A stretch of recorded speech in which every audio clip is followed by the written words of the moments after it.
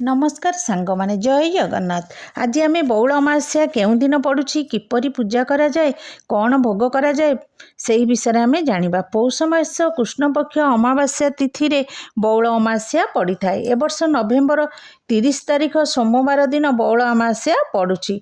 ताकू बकुल अमावास्या मध्य कहती। वर्षक 12 मास 13 पर्व पालन करा जाए थाए।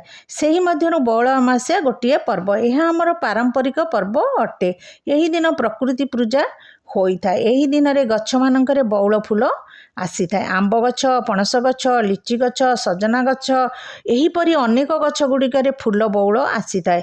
शीत दिन रे कुहुड़ी खरा वर्षारे फूल गुड़िक नष्ट हो जाई थाए। तेणु यही प्राकृतिक विपर्यय फूल बौल को रक्षा करने पाई प्रचुर फल पाइबा पाई वृक्ष गुड़िक पूजा करा जाई थाए। साधारणतः घरे घरे गृहिणी माने गईठा तैयारी करि थांती। बौल को स्वतंत्र भावे पूजा करा जाई थाए। ओडिशा रे समस्ते यही पर्व पालन करि थांती। पारंपरिक रीति अनुଯାयी आमे यही दिन आंब गछ मूल रे पूजा करा जाई थाए। आंब गछरे नुआ बौल को स्वागत करी यही अमावास्या पालन करा जाई थाए। विश्वास अछि जदि आमे यही गछ मानकु पूजा करिबा ताहाले प्रचुर परिमाण रे फल होई थाए। गछरु आमे फल पाइबा। जगन्नाथंकर अनेक पर्वपर्वाणी पालन होई थाए।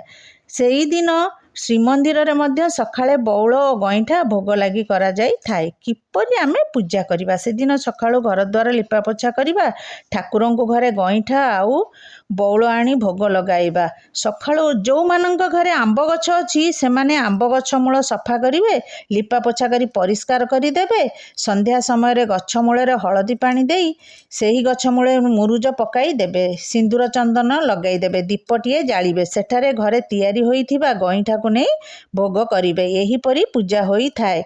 विश्वास अछि गछ को पूजा कले प्रचुर परिमाण रे फल होई थाए। जेउ मानक घरे आंब गछ नथिबो से माने घरे ठाकुर घरे मध्य गईठा आउ बौल आनी भोग करि पारिबे। यही परी आमे पूजा करिबा।